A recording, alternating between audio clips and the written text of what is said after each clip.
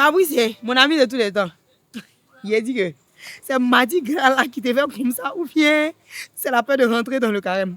Quand tu vois quelqu'un qui est heureux, tu ne sais pas. Il dit, Clara, sincèrement, j'ai plus envie de continuer. Déjà 10 jours de préparation, regarde comment je suis stressé. Je suis essoufflé. Yeah. Fabrice, on ne va pas courir un marathon, hein? C'est normal que tu te sentes un peu perdu et que tu aies un peu peur, hein? Mais ce moment-là, c'est un moment de pénitence pour nous rapprocher petit à petit du Seigneur. Jean, pour toi, c'est trop facile à dire. Si tu savais la souffrance qui nous attend, surtout quand je pense qu'à partir de demain, je ne dois plus manger mon garba, je ne pourrai plus faire du bruit. Ils vont m'insulter et ne plus répondre. Ça, là, ce n'est pas la souffrance qu'elle a.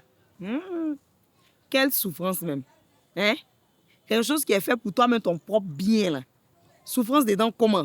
Donc, ça cause à ton visage serré comme ça. Comment tu veux que je sois heureux? Surtout quand je pense que je ne pourrai plus causer avec Audrey.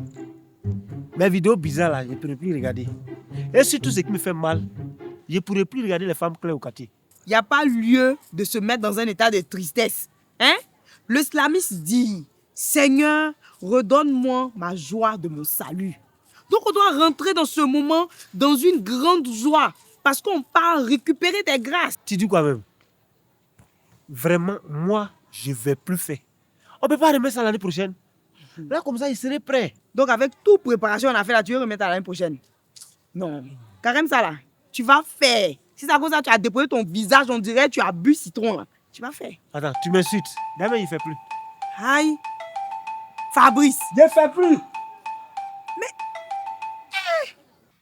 Le carême et ses exigences que sont la pénitence, l'aumône, la prière, ce sont des éléments de nature à faire trembler tout chrétien qui veut s'y engager véritablement et sincèrement.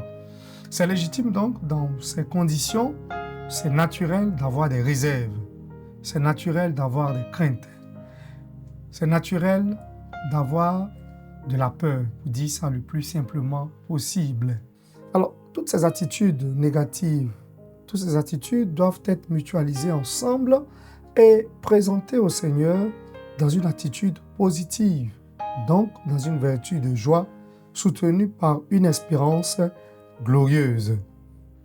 Alors, un bon carême, un carême fructueux, un carême heureux, un carême profitable, un carême favorable, débute toujours par la joie, se vit dans l'espérance tout le long de ces 40 jours et se termine dans la gloire de la résurrection. Un bon chrétien ne saurait vivre le carême sans cette vertu de la joie au quotidien.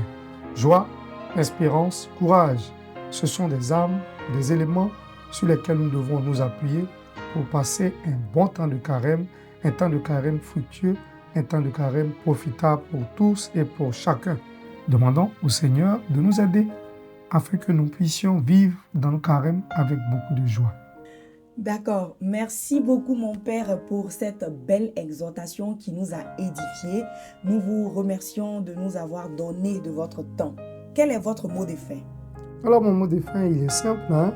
Le carême, c'est un temps privilégié et important pour tout chrétien, pour tout catholique.